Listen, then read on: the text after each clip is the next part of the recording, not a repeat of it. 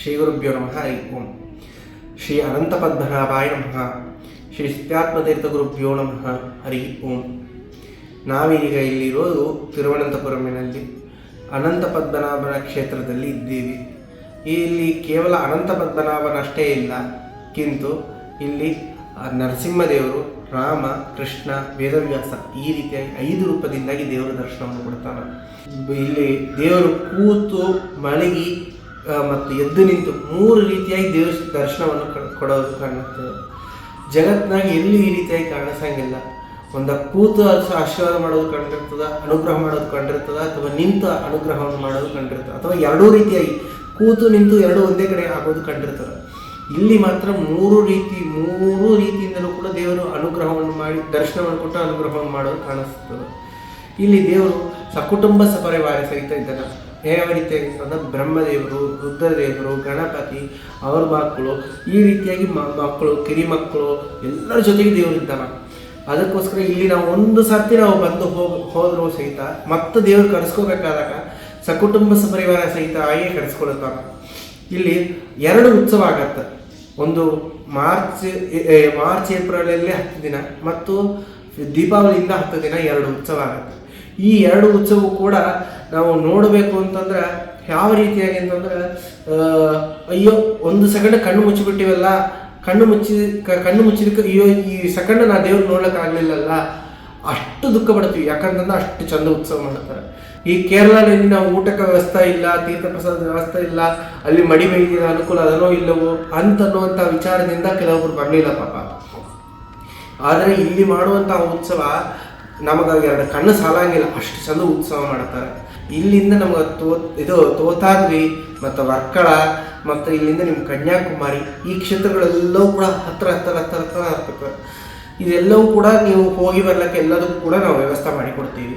ಇಲ್ಲಿ ಮತ್ತೊಂದು ವಿಷಯ ಏನಂತಂದ್ರೆ, ಇಲ್ಲಿ ಶ್ರೀ ಸಿದ್ಧಾತ್ಮತೀರ್ಥರು ಈ ಉತ್ತರಾದಿ ಮಠವನ್ನು ಇಲ್ಲಿ ಸ್ಥಾಪನೆ ಮಾಡ್ಯಾರ 2019ರಲ್ಲಿ.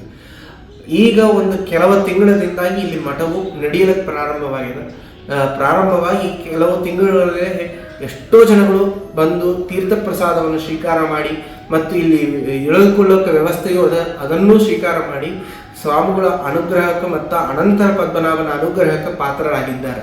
ಅದಕ್ಕೋಸ್ಕರ ನೀವೆಲ್ಲರೂ ಕೂಡ ಬಂದು ಈ ಅನಂತ ಪದ್ಮನಾಭನ ಅನುಗ್ರಹ ಮತ್ತು ನಮಗೋಸ್ಕರ ನಮ್ಮ ಶ್ರೀ ಸತ್ಯಾತ್ಮತೀರ್ಥರು ಮಾಡಿಕೊಟ್ಟಂತಹ ಈ ಇಷ್ಟು ದೊಡ್ಡ ಅವಕಾಶವನ್ನು ನಾವು ಸ್ವೀಕಾರ ಮಾಡಿ ಅವರ ಅನುಗ್ರಹಕ್ಕೆ ಪಾತ್ರರಾಗೋಣ. ನೀವೆಲ್ಲರೂ ಕೂಡ ಬಂದ್ರಿ. ಹರೇ ನಮಃ. ಶ್ರೀಕೃಷ್ಣಾಯ ನಮಃ.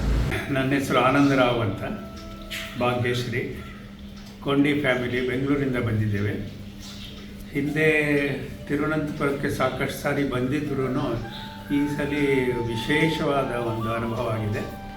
ಅದೇನು ಅಂತಂದರೆ, ನಮ್ಮ ಉತ್ತರಾದಿ ಮಠದಲ್ಲಿ ಆತಿಥ್ಯ, ತೀರ್ಥ ಪ್ರಸಾದ, ದೇವರ ಪ್ರಸಾದ ಇದ್ರ ಬಗ್ಗೆ ನಮಗೆ ಹೆಚ್ಚಾಗಿ ಗೊತ್ತಿರಲಿಲ್ಲ.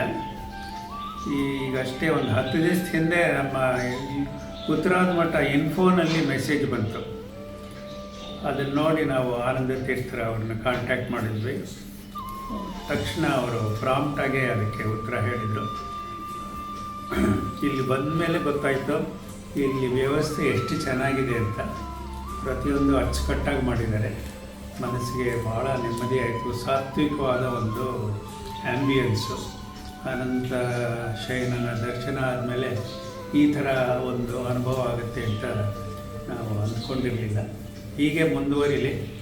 ಇಲ್ಲಿ ಭಕ್ತರು ಇಲ್ಲಿ ಇನ್ಮೇಲೆ ಬಂದು ಹೆಚ್ಚಿನ ಸಂಖ್ಯೆಯಲ್ಲಿ ಬಂದು ಈ ಮಠ ಇನ್ನೂ ಉದ್ಧಾರ ಆಗಬೇಕು. ಫಂಕ್ಷನ್, ಆರಾಧನೆಗಳು, ಪೂಜೆಗಳು ನಡೆಯುತ್ತೆ ಅಂತ ಕೇಳಿಬಂತು. ಸುತ್ತಮುತ್ತಲಿನ ವಾತಾವರಣ ತುಂಬ ಚೆನ್ನಾಗಿ. ಸತ್ಯಾತ್ಮ ತೀರ್ಥರಿಗೆ